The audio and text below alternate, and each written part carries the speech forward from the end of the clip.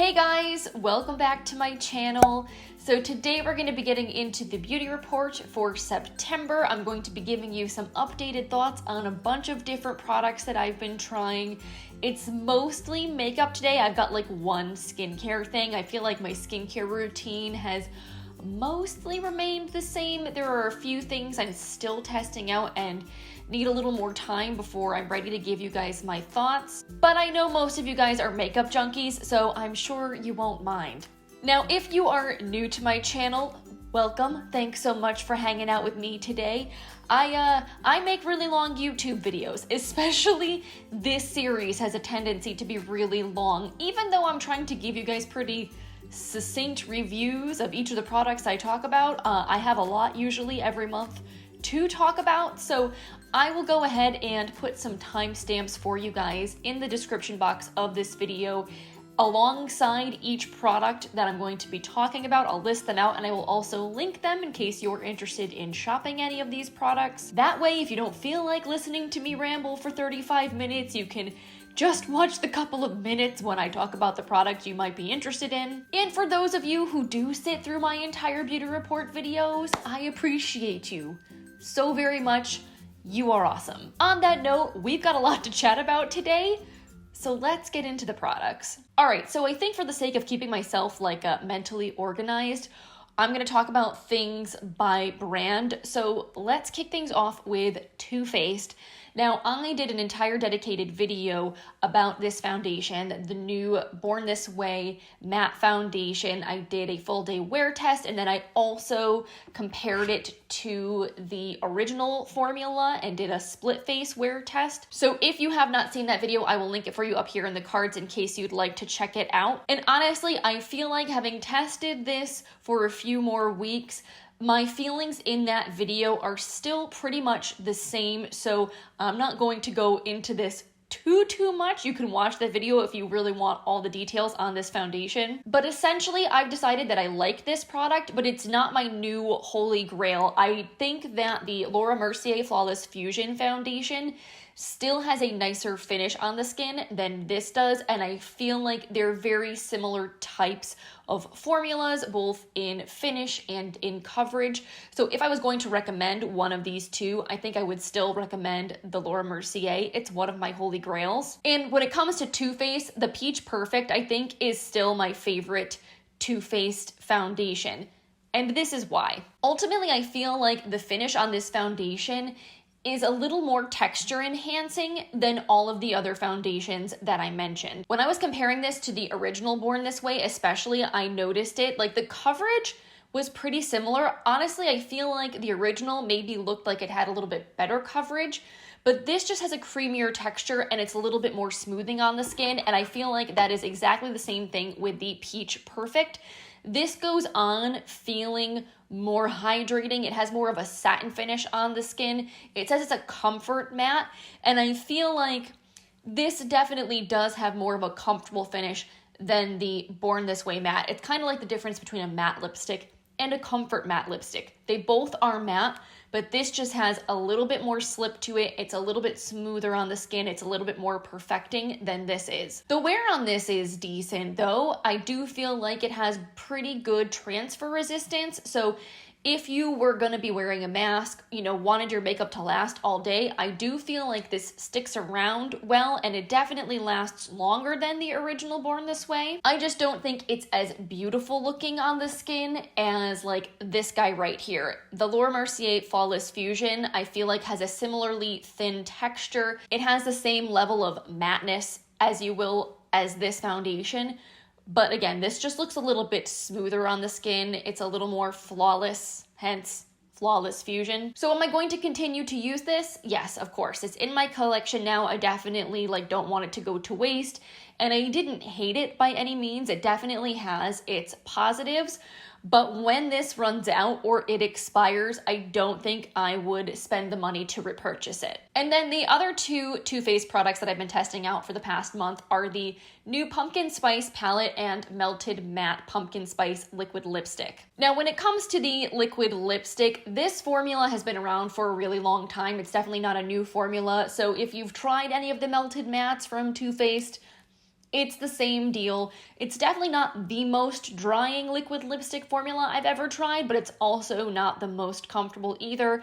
It's pretty middle of the road. It has good lasting power, I would say. It definitely hangs around well, and I don't feel like this is the kind of formula that like crumbles and crusts off my lips. Like, I actually do enjoy this formula for a liquid lipstick when I'm in that kind of mood, and I do think this color is very autumn, very, very pretty. And the smell on this is also delicious. It has a very pumpkin spice latte minus the coffee kind of scent to it. It's very sweet and spicy, and it actually has a bit of a sweet flavor to it too. So once this dries down on your lips, if you lick your lips, it tastes delicious, which is kind of an added bonus in my opinion. And this was something that I purchased because I had actually tried this exact lipstick before in a mini size a couple of years ago when Too Faced released it as part of a holiday set.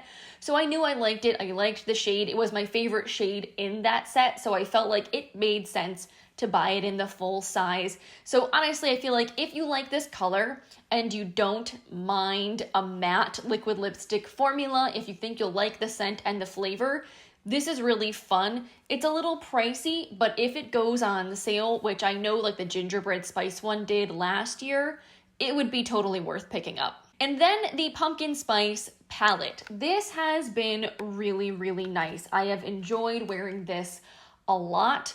When I saw this launching, the first thing I thought of to myself was that this was my favorite fall release palette that I think Too Faced has done in the last couple of years. So they had the gingerbread spice, then the gingerbread extra spicy last year, and now they have this guy. And this, with the inclusion of these really pretty purple shades, is definitely my favorite color story so far. I know that purples may not necessarily scream pumpkin spice, but I do feel like you're definitely still getting some warm, neutral, pumpkin-y shades in here, and I feel like if the whole palette was just that, it would be a little too monochromatic and boring. And I personally feel that purple and orange and yellowy tones actually can look really beautiful together in a look. You kind of get those like sunset-y sort of vibes. So I think it was actually a pretty smart decision on Too Faced and to include the purple shades in this palette, the little hints of pink and mauve, along with the pumpkin-y, orangey type tones, because it just gives you a lot more versatility as far as the types of looks you can create. Speaking of which, I've created several looks with this palette now, and I've really enjoyed all of them. I found the formula of these shadows to be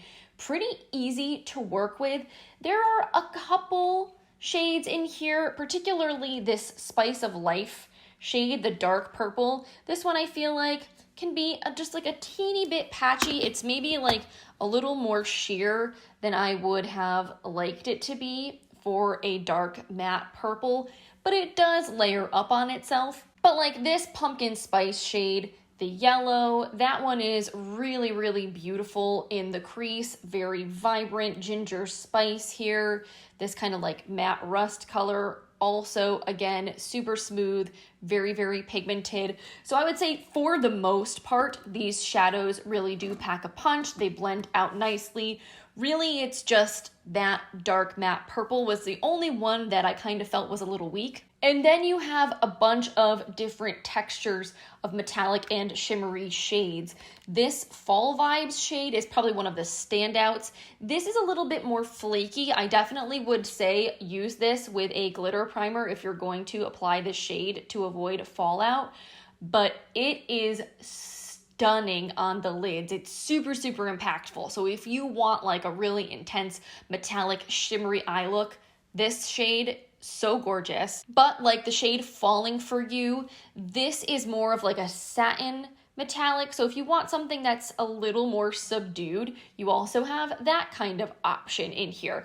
Still very, very smooth, very easy to work with, has a bunch of opacity. It's just not quite as reflective. It's a little more office friendly, if you will. And then you have something like PSL and Chill, which is one of the purple shades. This one I kind of feel like is somewhere in between those two. It's not quite as shiny as Fall Vibes, but it's a little more than Falling Into You. And this one I also would use with a glitter primer, something that's a little bit tacky, because this one again has some sparkly particles in it, so it's a little bit more prone to fallout. So yeah, all in all, I feel like there's a lot in here to play with as far as textures go, as far as colors go. So you kind of need to get to know the palette a little bit. You need to play around with it to kind of see, especially how the shimmery and metallic shades work, so that way you can apply them, you know, in a way that will give you the exact look that you want. But yeah, overall, I feel like this is a really nice, fun, fall themed palette. It does have a very strong scent. I wouldn't necessarily call this one pumpkin spice. Like, if I was to smell this, I don't know that I would necessarily say pumpkin spice is the first thing that I would think of. This one almost has a little bit more of a gingerbready smell to me than the gingerbread spice palette does, but it's still sweet and spicy and fun. I kind of like it. If you're someone with a really sensitive nose, this may not be the palette for you. And you know, the packaging is super cute. You have these raised detailing. It's the foil packaging that feels more substantial. You have a little mirror in here, although with the little pumpkin detailing, you're not really getting, you know, a lot of visibility. So long story short, if you like this color story, if you think you would get a lot of use out of these shades, you don't feel like you have them a million times over in your collection, and you don't mind scented makeup, I don't think you'll be disappointed in the quality of this palette. It's really just going to come down to preference and whether or not you think it's worth it for you. So while we're talking eyeshadow, let's talk about the Sigma Untamed palette. This was my first time ever trying Sigma eyeshadows, and I have to say, guys, I definitely was impressed by this. I think these shadows perform absolutely beautifully. Again, the color story I think is not going to speak to everyone, but Sigma does have a few other palettes, and I know I've heard really good things about both Enchanted and Cor de Rosa, so I think if one of those color stories spoke more to you, you probably wouldn't be disappointed with the quality. So first, let's talk the matte shadows in here. Very smooth, very silky, has really, really nice pigmentation. Let me do some swatches. I just was very impressed with the way that these applied, the way that these blended out on the eyes, the lasting power, just like very, very smooth, very easy to work with.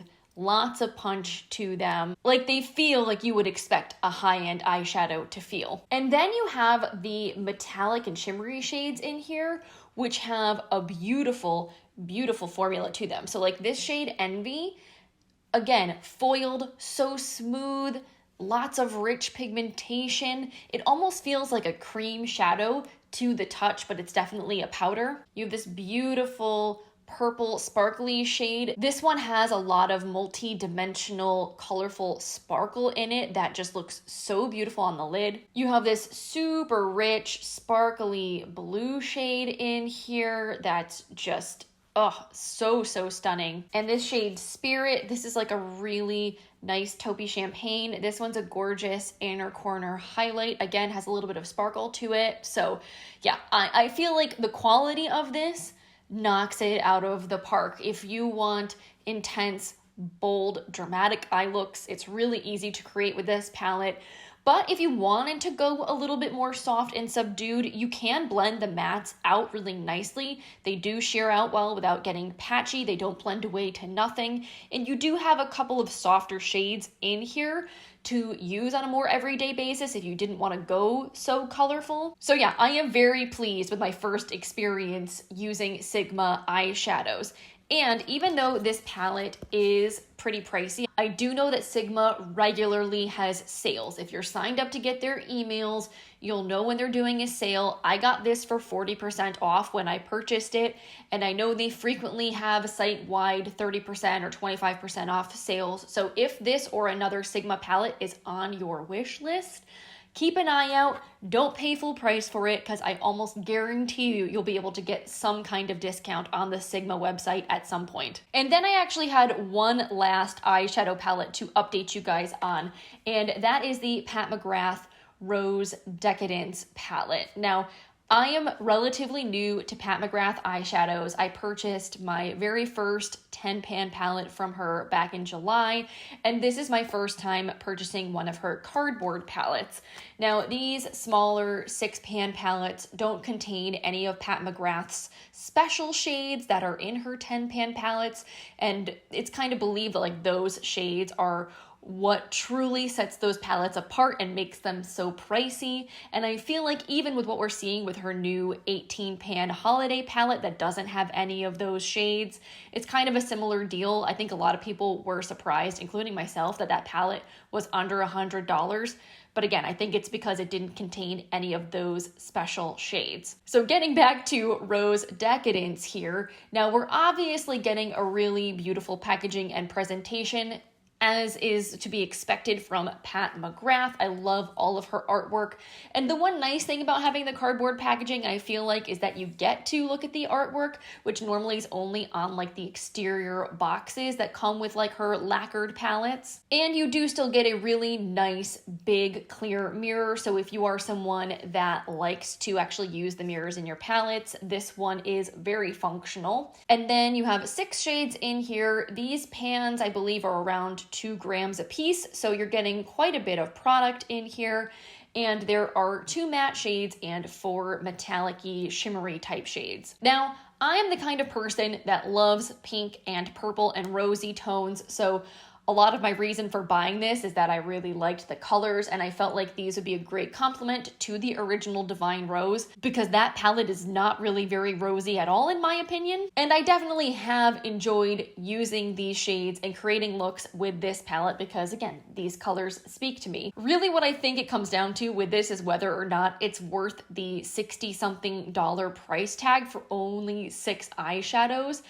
And if I'm being 100% honest with myself, I don't really think it's totally worth it. Like, these shadows are really good, but they're not mind-blowingly awesome.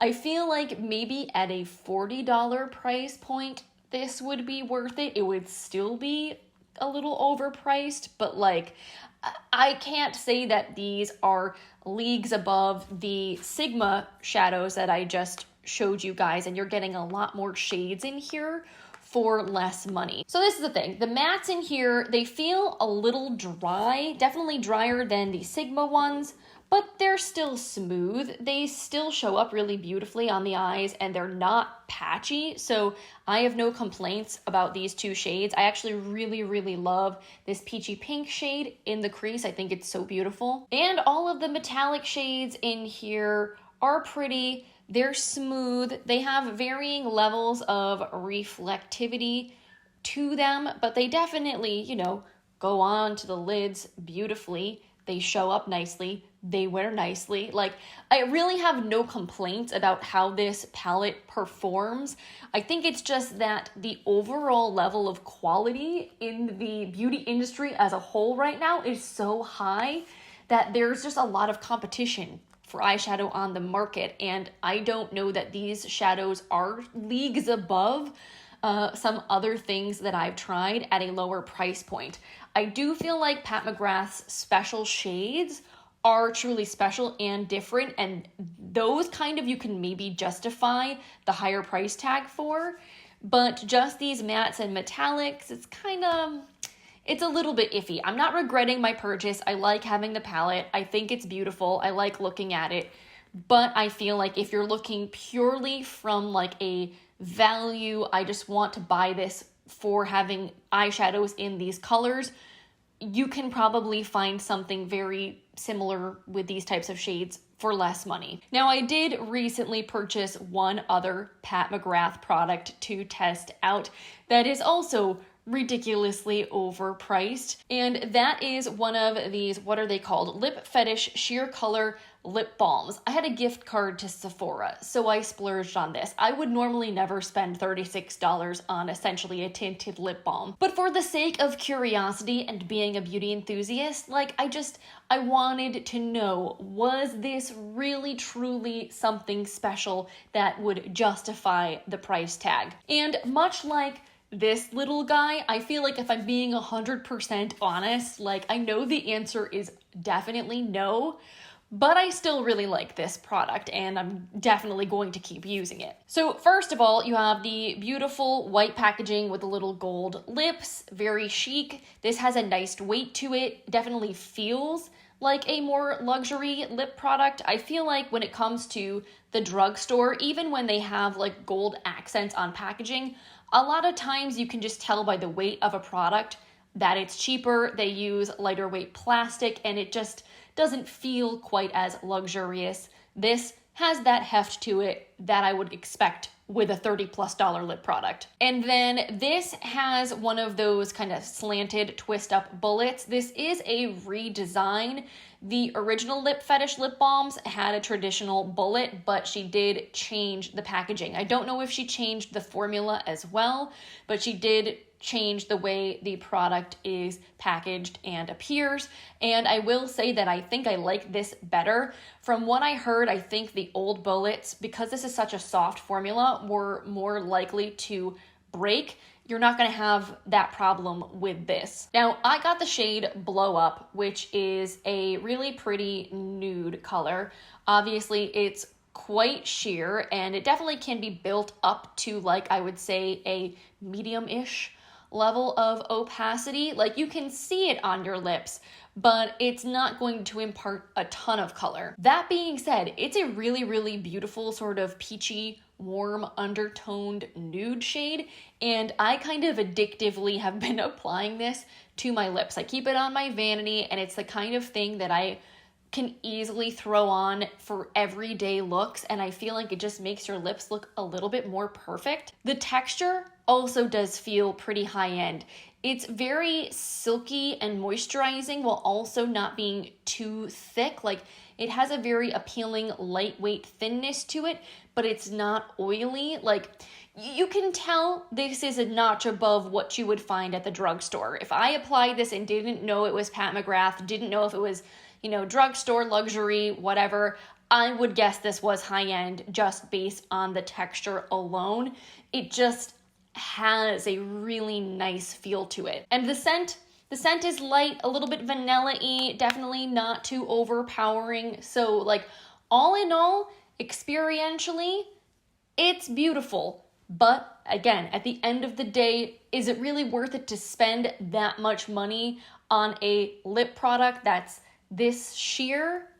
I mean, probably not. Speaking of luxury, let's talk about Kevyn Aucoin. Now, I did recently share a video testing out all these products on camera, so again, if you haven't seen that, I'll link it for you up here in the cards. But this was my first time testing out Kevyn Aucoin. I was really excited about it, and I got to kind of like sneak peek some of their new holiday launches for 2020, so that was really exciting, along with a few of their hero products. Now, the only thing that I'm going to hold off on giving you an update on right now is the Stripped Nude Skin Tint. This shade they sent me, Light 03, is a little too light. And it was my fault. I told them what shade to send me, but it was really hard to guesstimate based on the online swatches. And I wasn't sure if the medium shades were going to be too dark on me, but I think I should have erred on the side of going a little bit deeper. So just a word of caution, if you are thinking about picking up this product, it definitely runs a little light. Like, the light shades are light. They're not kind of that weird light medium leaning more medium. Needless to say, I have not tested this out enough since the first time that I used this product because the shade match I feel like is a little off for me right now. I'm going to wait a few months until I have less of a tan, and then I think I will get a better experience out of using this product. I did like it, and you guys can see in the video that I filmed my initial thoughts on this, but I want to hold off a little bit until I can really give you like a good review. But the rest of this stuff I have used quite a bit now, and I have some more solid thoughts. So first we have the holiday launches. So they're launching a cream foil shadow trio as well as a highlighting palette this year for holiday. And these are both actually really nice products. Like, even though they are holiday, and sometimes I feel like holiday launches can be a little subpar in quality, I definitely feel like Kevyn Aucoin did a really nice job with these. So the cream foil trio shadows, these are waterproof eyeshadows, and they are crazy long wearing. Holy cow. Like, I took these off, or I thought I did, with an oil-based makeup remover, but I don't think I did a good enough job. And then I washed my face and I still had this left behind. Like, you definitely need to make sure you like soak a cotton pad, hold it on your eyelid for like a good 15 seconds and let it really break the product down, because these babies like do not want to budge. Which I feel like if you are someone that has issues with creasing, you'll probably really like these a lot, because they're not moving once they set. That being said, I found them very easy to blend out. They had really nice opacity to them. They have a really nice kind of pointed doe foot applicator that makes it really easy to apply them, and you can blend them out with your finger or a brush. I would say, as a little pro tip though, to use these, don't go overboard layering on too much product when they're wet. Do it in a thinner layer, let it dry, and then layer on more if you need to. That will definitely help with the dry time and making sure that it doesn't get creasy before it sets. But yeah, I think these are really pretty. They have a nice sheeny metallic finish to them, a little bit of sparkle. They also smell like vanilla, which I do think is kind of weird. I didn't say it in the video because I don't think I noticed it at first, but yeah, these are scented, which is a little bit strange, but definitely not something I hate. Then you have the highlight palette. This is a lot of fun. These shades, if you're really into duochromes, are absolutely stunning. They do have a lot of shimmer to them. They're not like a creamy foiled metallic type formula. They're not super powdery.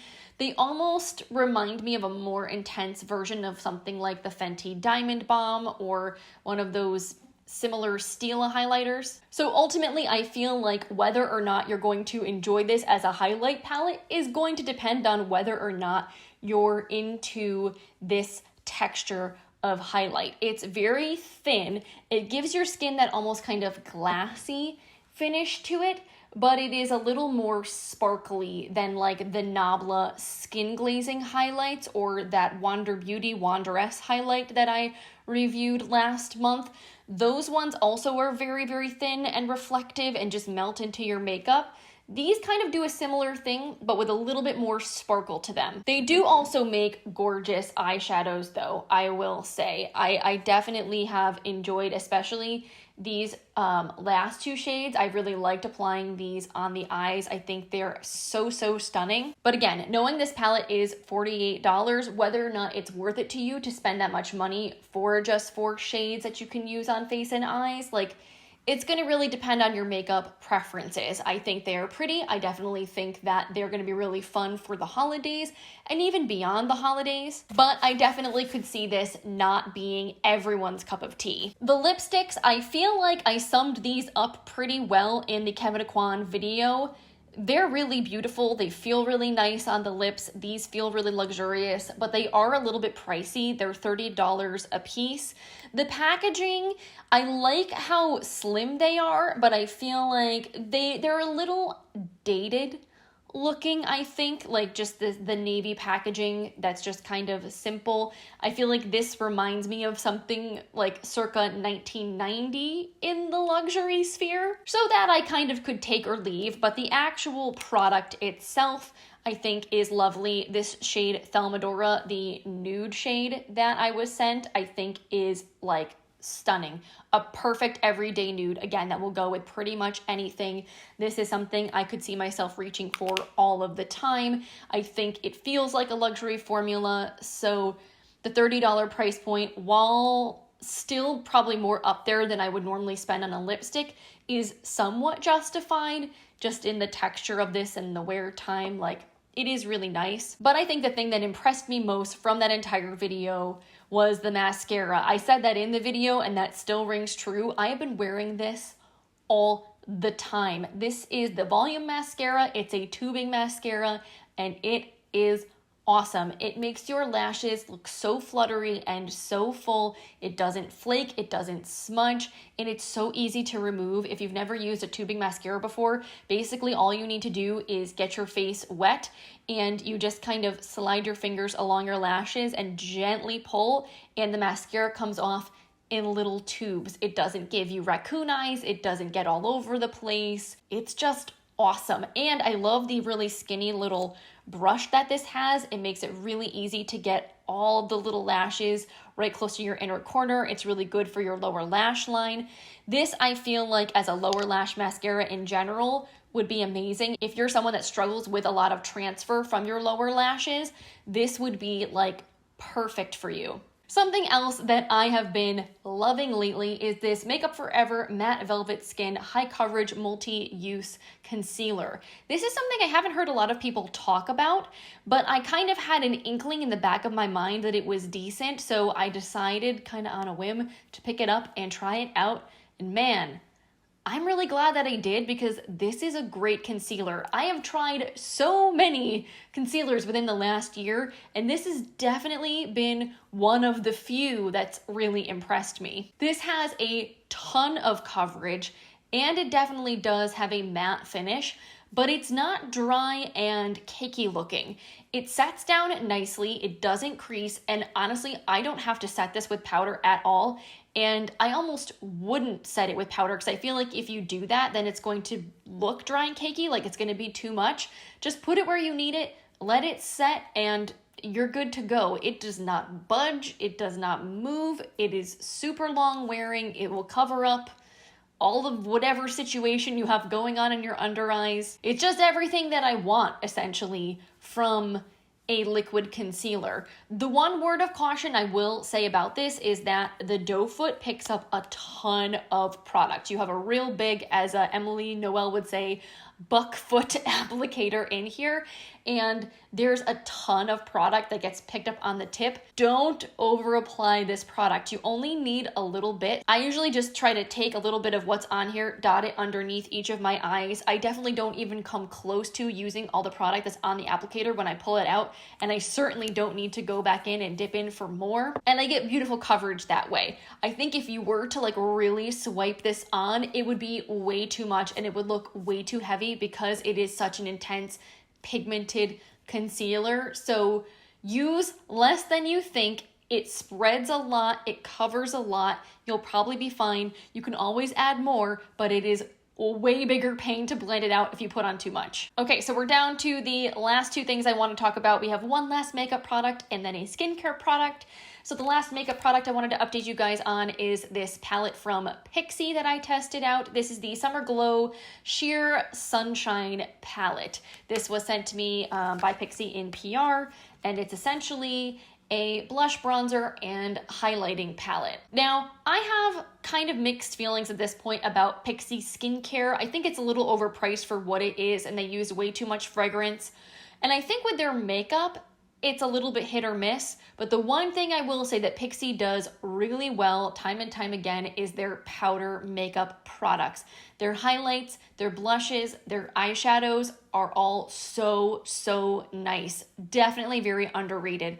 And these I feel like are no exception. I think the name of this is very fitting to the products. Sheer Sunshine is 100% this palette. A lot of these shades have a slightly more sheer buildable formula, which I actually prefer when it comes to cheek products, because I think it's way easier to work with than something super pigmented that you have to struggle to blend out. And a lot of these shades have a fair amount of glow to them. They're not glittery, but they are going to give your cheeks a really healthy sheen. So I enjoyed using this. I think my biggest critique is that a lot of these bronzery shades look fairly similar once they're applied. I would have liked to see maybe one or two of these go a little more rosy and like a true blush tone. Then I would have felt like this was maybe a little more well-rounded. But I can't complain about the actual quality of the formulas themselves. I think they're really nice to work with. I think they look really pretty on the face or on the eyes. These are gorgeous as eyeshadows. So if you want to use this as an all-over face palette, I feel like you definitely can do that. It would be nice to travel with from that respect, because you could use this as your one and done kind of palette, and it'll give you a very natural, healthy, kind of like sun-kissed look. But yeah, just to swatch a few of these so you can get a feel for what I'm talking about.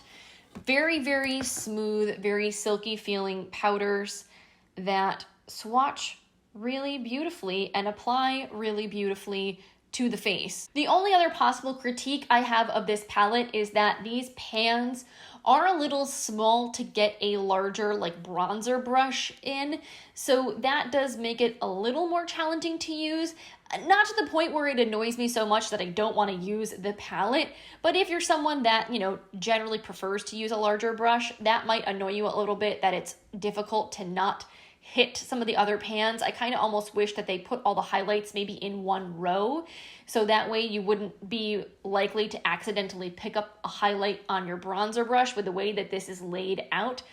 It could make it a little bit more tricky, but honestly, that's kind of a more nitpicky thing. Like, I do think this is a nice palette. Again, not something everyone needs in their collection, but I think if you are someone that likes kind of more soft, neutral makeup, you enjoy these kind of more warm, shimmery textures, you like that kind of glassy, glowy skin look, you may really like this palette. Finally, the last product I want to share with you guys is the Banila Clean It Zero Cleansing Balm. So I finally made it through my Dermalogica pre-cleanse that's in my project pan. I really need to give you guys an update on my project pan, by the way. But anyway, I finally finished that product, so I moved on to using this as my first step of my double cleanse in the evening, and I am loving this product so much. This is a cleansing balm that has a very similar texture to the Pharmacy Green Clean or to the Physicians Formula cleansing balm. It goes on very oily, but it emulsifies really nicely. It rinses away completely and it doesn't leave any greasy residue behind. And it doesn't leave your skin feeling stripped or dry at all. Like, it's pretty bomb. I enjoy it. It does have a bit of a scent to it that is not my favorite, but I don't hate it. It's like slightly fruity, a little bit fresh. It's not as delicious as the Pharmacy Green Clean that smells like a lime popsicle. Like, I'm all about that, but it's not repulsive to me in any way. What this does have going for it over the Pharmacy Green Clean, though, is that it is such a better value. And honestly, it's a better value than the Physicians Formula one as well. So this guy retails for $19.99 and you get 3.3 ounces of product. Whereas I'm pretty sure with the Pharmacy Green Clean, the full size is 3.5 ounces and it retails for like 30 something. And the Physicians Formula, while cheaper, you get less product. It has basically the equivalent of the travel size of the Pharmacy Green Clean. So this has definitely been like the most bang for my buck from all of the cleansing balms I've tried that are similar in texture and performance. Just gotta hand it to those K-beauty brands, man. They know how to make some really quality skincare at some really good prices. So this is something I definitely would repurchase in the future. They do have some other versions that are a little more expensive, but that are also supposed to have some additional skincare benefits. I may try one of those ones out next just to see how it compares to the original. But I also kind of feel like, since I know I'm gonna double cleanse, it almost doesn't really make sense to spend more money on a cleansing balm that you're going to then go in and like wash off with another cleanser anyway. So this one's probably fine. I kind of think it's probably not worth it to shell out another $5 for one of the fancier ones. But who knows? Maybe they'll have a nicer texture or they'll clean better. We'll have to see. All right, you guys, so that is it for today's video. Thank you so much for hanging out with me today. I hope you enjoyed hearing my thoughts on all of these beauty products. If you did, I hope you will consider giving this video a thumbs up. I always really appreciate your support so much. And if you're new, maybe you'll consider clicking that subscribe button before you go. That way yours truly will show up in your subscription feed and we can hang out together again in the future. So on that note, I'm gonna let you guys go, but I hope you have a wonderful rest of your day, and I will see you in my next video. Bye, guys.